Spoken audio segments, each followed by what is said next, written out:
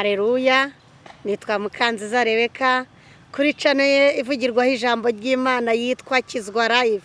Ndagarutse, ndanezerewe mu mutima wanjye, nejejwe n'imirimo n'ibitangazo Uwiteka yadukoreye uyu mwaka urangiye, n'uyu munsi akitubana natwe, izina ry'Imana rihabwa icyubahiro. Mwambaza muti ko watinze kutugezaho ijambo ry'Imana? Bakunzi ba Mukanziza Rebeka kuri channel nziza cyane yitwa Kizwa Live. Natinze kubagezaho ijambo ry'Imana kuko nahuye n'ibitero by'umwanzi. Satani yanyibiye channel, iragenda irasibama, ariko kubw'isengesho Imana yarayigaruye, niyo mpamvu mpagaze aha mvuga imbaraga z'Imana isumba byose. Muri kano kanya rero tugiye kwigana icyigisho cyiza cyane kivuga ngo bodyguard. Reka tubanze dusenga Imana. Mwami w'abami, mutware utwara abatware, turakunezerewe, uhabwa icyubahiro. Tugushimiye icyizere watugiriye, ukatugira aba bodyguard, uhabwa icyubahiro. Ngiye kwigana icyigisho n'abantu waremye, abantu ukunda wifuza ko muzabana mu ijuru. Ndakwinginze abankurikira bose ubampera umugisha, kandi uzabampera iherezo ryiza ry'abakiranutsi. Tuzabane mu bikari byo mu ijuru, duteteshwa n'Imana umuremyi wacu. Uyobora iki cyigisho, kandi buri kintu cyose abankurikira bakeneye mu buzima bwabo, uri Imana isetsa, usetsa imitima yabo, ubaha ihumure riturutse mu ijuru. Mu izina rya Yesu tubyambaje, amen. Icyigisho tugiye kuganira muri kano kanya gitse ku mutima wanjye, kiravuga ngo bodyguard. Abatazi urwo rurimi ni umurinzi. Imana yatugiriye icyizere, itugira abarinzi. Mbega amahirwe atangaje Imana yaduhaye imyitozo ihagije, iradutoranya, iradutoza, maze ikigeretse kuri ibyo itugira aba bodyguard. Iyo turebye Ezekiyeli igice cyaho cya 33 uhereye ku murongo wa 2 kugeza 11 haravuga hati: Mwana w'umuntu, uvugane n'ubwoko bwawe ubabwira uti, ninteze igihugu inkota, abantu bo mu gihugu bakishakamo umuntu ngo bamugire umurinzi. Nabona inkota iteye igihugu, akavuza impanda ngo aburire abantu, maze uzumva ijwi ry'impanda wese niyite ku mbuzi, inkota yaza ikamurimbura, amaraso y'abari we azabazwa. Yumvise ijwi ry'impanda ariko ntiyita ku mbuzi, amaraso ye abari we azabazwa. Ariko iyo yumvira imbuzi, aba yarakijije ubugingo bwe. Ariko umurinzi nabona inkota ije, ntavuze impanda, rubanda ntiruburirwe, inkota niza ikagira umuntu irimbura wo muri bo, azaba arimburiwe mu bibi bye, ariko amaraso ye nzayabaza uwo murinzi. Nuko rero mwana w'umuntu, nagushyiriyeho kuba umurinzi w'umuryango wa Isiraheli. Nuko wumva ijwi riva mu kanwa kanjye, ubanyihanangirize. Nimbwira umunyabyaha nti wa munyabyaha gupfa aho uzapfa, maze nawe ntugire icyo uvuga cyo kuburira umunyabyaha ngo ave mu nzira ye. Uwo munyabyaha azapfa azize ibyaha bye, ariko amaraso ye ni wowe nzayabaza. Ariko nuburira umunyabyaha ngo ave mu bibi bye, maze akita ku mbuzi, uwo munyabyaha azabaho, kandi Yesu azaguha ikamba ry'ubugingo. Haleluya! Dufite inshingano nka bodyguard yo kuburira isi. Afande Yesu niwe wadutoje aduha iyo nshingano, nk'uko tuyibona mu butumwa bwiza bwa Yesu Kristo uko bwanditswe na Matayo igice cyaho cya 28 uhereye ku murongo wa 18 kugeza 20. Afande Yesu waduha iyo nshingano yo kuba bodyguard yaravuze ati, nuko Yesu arabegera avugana n'abati, nahawe ubutware bwose mu ijuru no mu isi. Nuko mugende muhindura abantu bo mu mahanga yose abigishwa, abemeye bakabatizwa bazakizwa, kandi mubigishe kwitondera ibyo nababwiye byose. Afande Yesu aranatubwiye ngo, dore ndi kumwe namwe iminsi yose kugeza ku mperuka y'isi. Haleluya! Nk'aba bodyguard Imana yagiriye icyizere, dufite inshingano zo kuburira abantu kugira ngo bave mu bibi barimo, kuko Yesu Kristo agiye kugaruka. Nk'aba bodyguard dufite inshingano nziza yo kubwira abari mu buraya, abari mu busambanyi, kugira ngo bihane be kwica amategeko y'Imana. Aboneka mu Kuva igice cyaho cya 20 umurongo wa 1 kugeza 20 hari amategeko 10 y'Imana agaragaza imico y'Imana. Dufite inshingano nk'aba bodyguard yo kubwira abicanyi ngo abicanyi ni mwihane kuko Yesu Kristo agiye kugaruka kandi nta mwicanyi uzarikandagiramo kereka bihanye. Dufite inshingano yo kubwira abasambanyi kwihana. Dufite inshingano yo kubwira abasinzi kugira ngo bihane bave muri ibyo bibi bahindukirira umwami Yesu bakunda ubafitiye umutima wa kibyeyi wagiye kudutegurira aho tuzaba nk'uko tubibona muri Yohana igice cyaho cya 14 umurongo wa mbere kugeza 3. Afande Yesu yagiye kudutegurira aho tuzaba, buri wese afite icyicaro. Niyo mpamvu nk'aba bodyguard dufite iyo misiyo, iyo nshingano yo kurinda umukumbi tubwira abantu ibyenda kuba. Yesu araje kandi azajyana abantu bihanye bizeye Yesu Kristo bakizera igitambo cy'ikaruvari maze bakezwaho ibyaha byabo byose. Yesu agiye kugaruka nta hacu kugira ngo twihane. Bavandimwe inshuti zanjye munkurikira kuri channel ya Kizwa Live.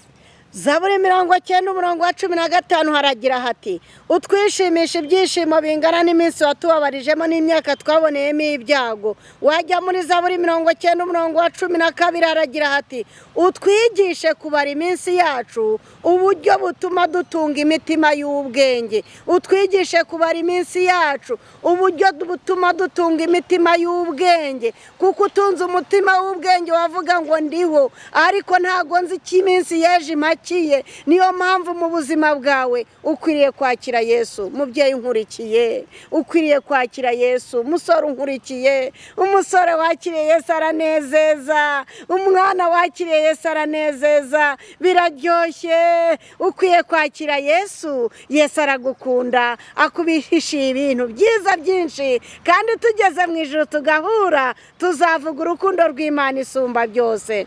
Rero nk'aba bodyguard dufite iyo nshingano, turabahenda mu izina rya Yesu Kristo kugira ngo mwiyunge n'Imana, kuko utigeze kumenya icyaha Imana yamuhinduye kuba icyaha ku bwacu kugira ngo muri we tubone ubugingo buhoraho. Yesu aragukunda. Urukundo rw'umukiza wawe, urukundo rw'umwami wanjye rwagaragariye ku musaraba i Karuvari. Icyo ni igihamya cy'urukundo rw'Imana. Naje kubabwira yuko urwo rukundo Yesu adukunda nawe aragukunda. Ntukangwe n'ibitero by'umwanzi waba urimo. Humura, ijuru riguhishiye byinshi, ijuru riragukunda. Akira imbabazi z'Imana muri aya masaha kugira ngo wemere gukorana n'Imana. Wumva ijwi rituje rya Mwuka Wera rivugana n'umutima wawe rikubwira ngo mwana wanjye nk'umutima wawe. Niko Yesu akubwira, ahagaze ku rugi rw'umutima wawe. Ibyahishuye igice cya 3 umurongo wa 20 hari irarika ribabwira ngo mwana wanjye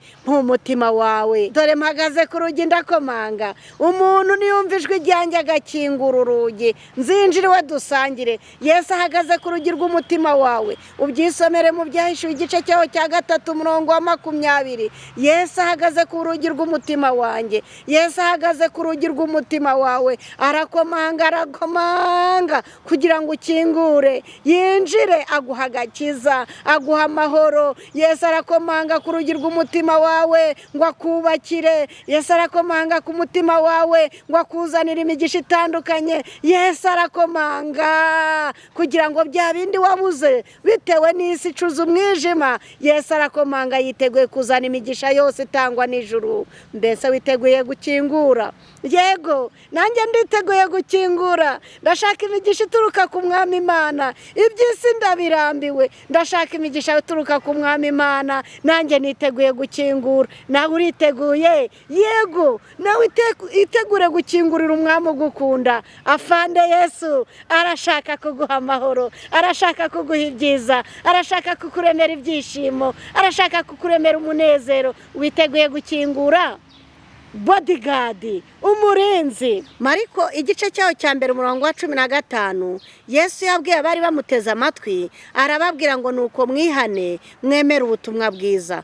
mwambwira ngo ubutumwa bwiza ni iki? Ubutumwa bwiza bukubiyemo imibereho ya Yesu yabayeho hano mu isi. Ubutumwa bwiza bikubiyemo ibitangaza Yesu yakoze. Ubutumwa bwiza bukubiyemo umusaraba Yesu yikoreye kugira ngo nge nawe ducungurwe. Ubutumwa bwiza bukubiyemo inyigisho zose Yesu yigishije ari hano mu isi, ndetse n'amasezerano atangaje Yesu yatanze kugira ngo tubashe gukomera ku munsi mubi, ndetse tubashe kumugirira icyizere, tumwizere. Mariko 1:15 rero havuga ngo nuko mwihane mwemera ubutumwa bwiza. Nanjye biciye muri channel ya Kizwa Live ndababwira abankurikiye bose ngo nuko mwihane mwemera ubutumwa bwiza. Ibyakozwe ni mu gice cyaho cya 2:38, igihe abantu bari bakurikiye Petero mu munsi wa Pentekote basukiye imbaraga y'Umwuka Wera, yababwiye ibya Yesu Kristo, imibereho ye, ubuzima bwe, amateka yaranze Imana, ukuntu Yesu yigize umuntu akabana natwe, ukuntu yikoreye umusaraba uteye isoni kugira ngo aducungure, ukuntu yamaze iminsi 3 mumva ku munsi wa 3 akazuka, ukuntu Yesu yagiye kudutegura aho tuzaba, ukuntu Yesu yabasezeraniye Umwuka Wera akabamutanze. Arababwe maze abantu ngo ibyo yababwiye bya Yesu bibacumita mu mitima, barabaza bati tugire dute? Igisubizo Petero yabahaye kiboneka mu Byakozwe ni mu gice cyo cya 2:38, yarababwiye ati nuko mwihane mwemere umuntu wese muri mwe abatizwe mu izina rya Yesu Kristo ngo mubone kubabarirwa ibyaha byanyu, kandi namwe muzahabwa impano y'Umwuka Wera. Yababwiye kwihana. Icyigisho Yesu yigishije abari bamukurikiye, yababwiye kwihana. Intumwa za Yesu zigishije abantu kwihana. Nshuti bavandimwe munkurikiye, nanjye ndabwira abaneza amatwi ngo twihane. Umwuka w'Imana agenderere buri mutima wose, atume twihana, duhindukire, tuve mu bibi bibabaza umwami wacu, kuko Yesu Kristo agiye kugaruka, kandi abantu bazamubona bakamusanganira ni abantu bihanye. Uwiteka aduha umugisha. Bodyguard dufite iyo nshingano y'ikirenga. Iyo turebye muri Ezekiyeli igice cyaho cya 3:17, umutwe w'amagambo uravuga ngo Uwiteka agira Ezekiyeli umurinzi. Mwana w'umuntu, nakugize umurinzi w'inzu ya Isiraheli, nuko wumva ijambo ryo mu kanwa kanjye, wumvishe ibyo mbaburira. Nimbwira umunyabyaha ni gupfa kuzapfa, nawe ntumuburire, cyangwa ngo uvugane n'umunyabyaha umwihanangiriza kuva mu nzira ye mbi ngo ukize ubugingo bwe, uwo munyabyaha azapfira mu byaha bye, ariko ni wowe nzabaza amaraso ye. Niyo mpamvu nyimara kumva akamaro ka bodyguard, naravuze ngo niki naburira abantu bankurikiye. Abankunda ni benshi, ababimbwira ni benshi. Bantu mu nkunda, mbifurije umugisha, mbifurije kuzagira iherezo ryiza ry'abakiranutsi. Ni ukuri nanjye Imana mu mutima wo kubakunda, kandi icyo mbasabira nta kindi ni ukuzahurira mu bikari byo mu ijuru, tugataramira Imana Data, tuvuga ineza y'Imana mu buzima bwacu. Haleluya! Nanjye ndabakunda, niyo mpamvu nagarutse kuri iyi channel mbabwira ngo twihane, maze tuzabana ubuziraherezo, aho abantu batazatandukana, aho abantu batazapfusha, aho abantu nta muborogo uzaba, nta uzongera kubyarira ubusa ngo abyara umwana arapfa. Oya, tuzabana n'Imana iteka ryose. Niyo mpamvu naje kubabwira abantu mu nkunda, munkurikira kuri channel ya Kizwa Live, kugira ngo twihane, twemere ubutumwa bwiza. Rero ngiye kubabwira akamaro gatangaje. Se bodyguard bigenda gute? Mwihane. Ibyakozwe ni mu gice cyaho cya 3:19, Petero yarakomeje avuga ngo nuko mwihane muhindukire, duhindukire, ibyaha byanyu bibabarirwe, ngo iminsi yo guhemburwa ibone ukwiza ituruka ku Mwami Imana. Haleluya! Nuko mwihane muhindukire, ibyaha byanyu bibabarirwe, ngo iminsi yo guhemburwa ibone ikwiza iturutse ku Mwami Imana. Haleluya! Nahacu rero kugira ngo duhindukire.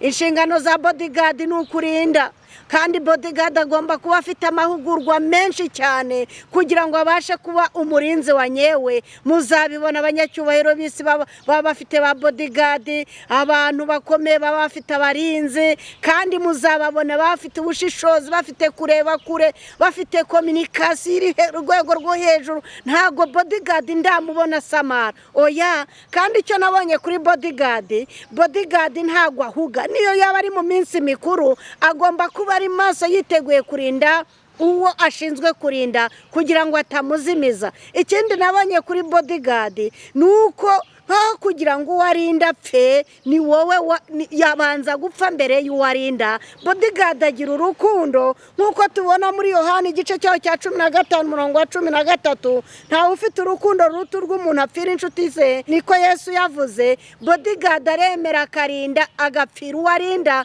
nkaho kugira ngo wice uwarinda niwe ubanza gupfa. Niyo mpamvu nshimira aba bodyguard bo muherereye ku isi, amajyepfo, amajyaruguru, mu bihugu bitandukanye, ndabasuhuje. Imana ibampera umugisha. Ba bodyguard tureba inshingano zanyu nziza tukazigiraho byinshi. Niyo mpamvu natwe Yesu yatugiriye icyizere, atugira aba bodyguard b'isi, atugira aba bodyguard bo kuburira isi. Ntabwo tuzajyama ngo dusinzire, ntabwo tuzahuga tutaraburira isi byenda kubaho. Yesu agiye kugaruka, no makuru dufite. Niyo mpamvu tugomba kuburira isi tuyibwira ko Yesu agiye kuza, tukava mu bidatunganye tukerereza Yesu. Mbese witeguye kwakira imbabazi z'Imana? Mbese uriteguye? Yego, akira Yesu. Umuntu amenya imyaka maze ntamenye yasigaje. Wakabaye umunyabwenge, wakwitaye ku iherezo ryawe. Rero bodyguard ahabwa amahugurwa ahagije. Bodyguard agira ikinyabupfura. Bodyguard agira urukundo rwo kwitangira uwarinda. Bodyguard ni umuntu uba warahawe amahugurwa mu rwego rw'ikirenga, kandi communication ye itangazamakuru amakuru akayabonera ku gihe. Uwo ni bodyguard. Natwe dufite amakuru aturuka ku rurembo rwo mu ijuru, ko ibimenyetso Yesu yatanze byose byagaragaye, uretse ikimenyetso kimwe cyo kumva ko Yesu aje. Mbese uriteguye? Ivugurura amategeko igice cyaho cya 32 umurongo wa 29 haratubwira ngo iyo baba abanyabwenge baba bamenye ibi, baba bitaye ku iherezo ryabo. Kubera iki bakwita ku iherezo ryabo? Kuko umuntu amenya imyaka maze ariko ntamenye yasigaje. Niyo mpamvu mu buzima bwacu bwa buri munsi tugomba kwita ku iherezo ryacu. Yesu yaravuze ngo mbese umuntu byamumarira iki? Uwatunga ibintu byose byo kwisaramutse nta bugingo, ntacyo byamara. Niyo mpamvu bavandimwe mu nkurikira kuri channel Kizwa Life, mbifuriza kwakira imbabazi z'Imana mu gihe Yesu akicaye ku ntebe y'imbabazi. Yesu aragukunda, Yesu arambuye ibiganza. Niyo mpamvu akubwira muri Mateyo igice cyaho cya 11 umurongo wa 28, aravuga ngo mwese abarushye n'abaremerewe nimunsange ndabaruhura. Yesu yiteguye kukuruhura, Yesu yiteguye kukubabarira. Emera wakira imbabazi ze, emera wakira irarika rye, kandi yiteguye kuzaguha ikamba ry'ubugingo. Rero dusoza nababwira ngo ibyahishuwe igice cyaho cya 21 umurongo wa 7 haratubwira amagambo anejeje. Abantu babaye ba bodyguard beza, abantu bakiriye Yesu bakakira imbabazi ze, abantu bemeye kuva mu byaha bakihana. Iri somo ribabere urwibutso. Ibyahishuwe 21 umurongo wa 7 aravuga ngo unesha azaragwa byose, nanjye nzaba Imana ye, nawe aba umwana wanjye. Haleluya. Muri ubu buzima n'urugamba. Niyo mpamvu ba bodyguard duhamagarirwa kunesha. Niyo mpamvu abakiriye Yesu duhamagarirwa kugera ku ntsinzi. Yesu arasezerana aya magambo ngo unesha azaragwa byose, kandi Yesu azaba Imana ye, kandi tuzaba abana b'Imana isumba byose. Muri aya masaha ndakurarikira kwakira Yesu n'imbabazi ze, ndakurarikira kwita ku iherezo ryawe, ndakurarikira kwihana bivuye ku ndiba y'umutima. Yesu naza azaduha ikamba ry'ubugingo. Reka tusoze n'iki cyigisho n'isengesho. Mwami w'abami, mutware utwara abatware, turagushimye ko watugira icyizere ukatugira aba bodyguard, watugize abarinzi b'isi. Nkweretse iki cyigisha abazacyumva mu mpande enye z'isi zitandukanye. Umwuka w'Imana azabane nabo, azabigishe, azabaterereze kwihana no guhinduka, kandi ubwo tuzahurira mu bikari byo mu ijuru tuzashima Yesu n'urukundo rwe rwinshi. Uha umugisha buri wese uzumva iki cyigisho, uzamuha imbaraga n'umwuka wera bimubashisha kuva mu bidatunganye. Yakire Yesu, abashe kwakira imbabazi z'Imana, kandi ubwo tuzahurira mu ijuru tuzavuga ineza yawe. Urakoze rero, abankurikira bose ubaha umugisha. Imbabazi z'Uwiteka zibe hamwe natwe twese, mu izina rya Yesu tubyambaje. Amen.